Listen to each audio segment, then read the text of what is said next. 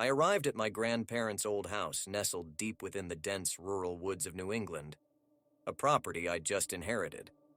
Although it was a house of warm childhood memories, the silent sadness echoing the loss of grandparents made the grand old place feel eerily unfamiliar. I treaded lightly through the house, taking everything in, till the curiosity about my grandparents' relics led me to the attic. My findings ranged from dusty old books to curious artifacts, some of which seemed out of place with what I knew of my grandparents, especially a vintage Ouija board. I'd heard about the purpose and use of a Ouija board.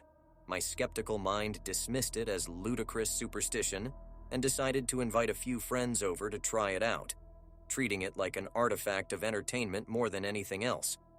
Oddly enough, when we started, the lights flickered and an uneasy cold draft enveloped the room. Attempts at communication were futile, but the eerie ambiance gave us all the creeps. Resolving to try again alone, a chilling sensation filled the room when the planchette moved unexpectedly on my second attempt. Most surprising was the name it spelled, Eve. The following days were riddled with uncanny disturbances. Unexplained noises echoed through the house. Shadows seemed darker and objects, including the Ouija board, inexplicably shifted. My nights were disturbed by unsettling dreams. Not knowing what else to do, I returned to the Ouija board, hoping Eve could provide answers. What I discovered was a tragic tale of a young woman named Eve, who had lived and died in the house many years ago. Concerned over my changed and distressed demeanor, my friends confronted me. I confessed my interactions with Eve, but this was met mostly with disbelief and mockery. A sudden thunderstorm that night kept me confined in the house. I felt her presence growing darker and more malevolent. Objects moved, lights flickered violently. The house groaned as if alive. I was trapped with Eve, no longer just a name, but a malevolent entity. Driven by fear and desperation, I remembered the religious artifacts I'd found in the house. Instinctively, I spread them around the room and lit candles, praying earnestly. With a newfound courage, I confronted Eve again through the Ouija board, demanding she leave. After a brief violent onslaught, all became eerily calm. It seemed she'd retreated, finally defeated. Feeling a sense of relief, I resolved never to meddle with such forces again and packed away the board. However, weeks later, an ominous message surfaced on it. Eve was not alone. The cold dread returned as I stared at the message, left to wonder what other silent entity lurked around, awaiting its turn to make its presence known. My name's John, just an average guy. I live in a small town, commute to work in the city, and have an easygoing lifestyle. I have 2 cats, Milo and Otis. They're my family. Life's been steady, nothing dramatic, except for a single daunting experience that still haunts me to this day. An episode from my teen years involving a Ouija board. Eager to spice up a dull weekend, my friends and I decided to delve into the unknown, the paranormal perhaps. I remember finding that tar-aged Ouija board in a rundown thrift store. Skipping dinner, we traveled to the local cemetery, buzzing with thrill and trepidation. The air was heavy, the night unnaturally chilly, moon wailing softly behind restless clouds. Little did we know that our teenage drive for thrill was about to turn into a nightmarish ride. Underwhelmingly ordinary was the board, yet it held an uncanny aura, as if the spirits were already aligned for a conversation. Peer pressured, I ended up being the spokesperson for the group. That's when we met Sam. Just a normal spirit at first, benign and curious. But the air turned colder, his rhetoric darker, his intentions, upon revelation, malevolent. The disturbances began subtly. Whispering winds, shadows darting in and out of vision, personal belongings disarrayed, and the persistent sensation of being watched. And then, my blood froze as I found the discarded Ouija board in my room, journeying back from the cemetery against all odds. Then came the undeniable evidence, messages, appearing out of the blue on my bedroom wall. Sinister whispers filled my once peaceful home, promising pain. It broke me. the constant surveillance leading me into a dark vicinity of paranoia and strain. With my sanity on the edge, I resorted to the only move that made sense at the time: confronting Sam. The board was placed again. The planchette moved. My voice trembled with fear and determination.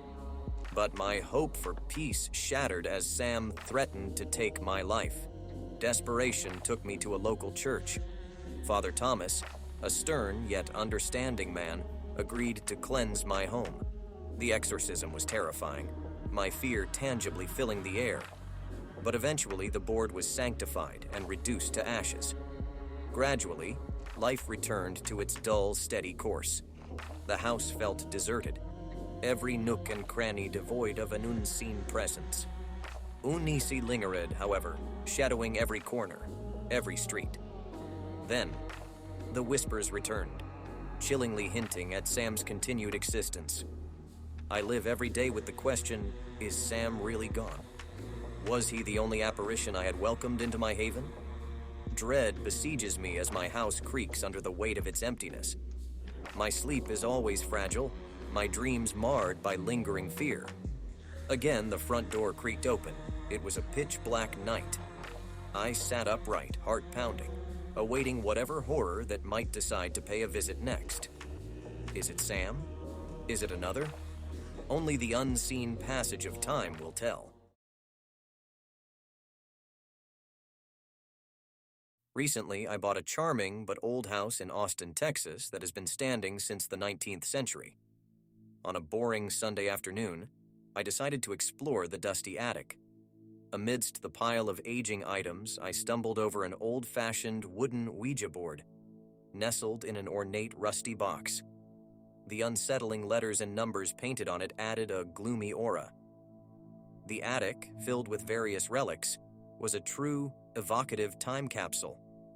There were ragged clothes, old books, ornate paintings, and antique furniture, each piece exuding blissful nostalgia and hard-handed time's cruelty.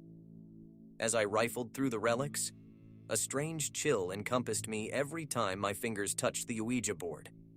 An uncanny allure insisted that I delve further into its mystery. Over dinner, fueled by curiosity and a sense of adventure, I made the impulsive decision to use the Ouija board. As my friends and I assembled around my coffee table, we tentatively began our first seance. Letters formed words, spelling out the name: Sarah. In the following days, I couldn't shake off the growing feeling of a strange presence in my house. Late at night, spine-tingling whispers echoed throughout the silent rooms. The whispers were faint, but clear enough to discern the word Sarah. Despite my friends' warnings, I was hooked. Perhaps it was the thrill or my burning curiosity, but the communications from Sarah seemed to become darker and more frequent. As days passed, I started witnessing strange phenomena. Objects around my house began moving mysteriously of their own accord. Doors creaked open and shut in an unsettling rhythm I couldn't ignore. It was a hypnotically unusual night when I looked into my bathroom mirror and found, instead of my familiar reflection, a different face glaring back at me. It was an eerie, unworldly visage, that of a girl with hollowed eyes and a stoic expression. My blood ran cold as I comprehended that Sarah was not who, or rather what, she claimed to be. I frantically attempted to break off communication with the spirit, but was met with violent responses. Objects flew off shelves, doors slammed shut, and chilling screams echoed from empty rooms. Desperate for answers, I made a visit to the local library and pursued any information I could find about the house's history. Among an unending scroll of deeds and transactions was a chilling story of a young girl named Sarah who had died under mysterious circumstances in the house in the late 1800s. Trembling, I reached out to a local historian. Upon sharing my terrifying encounter, he confirmed the fraught history where Sarah had lived and died. Seeking solace, I hastily contacted a local priest to drive away the irksome spirit. The priest arrived with a solemn expression and began explaining the exorcism process, warning of the likely resistance from Sarah. The exorcism was a grueling experience as Sarah lashed out, creating ghastly apparitions and deafening shrieks. But after hours of tense drama, the priest's steadfast chanting finally quelled the violent tantrums. The deemed victory was the silence, the haunting whispers and chilling drafts dissipating, leaving an eerie tranquility. Life began to trudge back to normalcy, although a lingering fear clung to my shadows. The Ouija board, the unsuspecting harbinger of chaos, was burnt in a bonfire to prevent anyone from accidentally repeating my ordeal. However, one night, as I lay pondering the recent events, I heard a faint whisper, "Sarah," which sent a chill down my spine, leaving the grim door ajar for her possible return.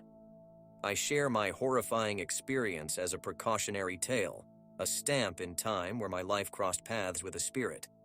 The events have instilled in me a deep apprehension for those who willingly or unknowingly meddle with the spirit world, not realizing its potential dangers.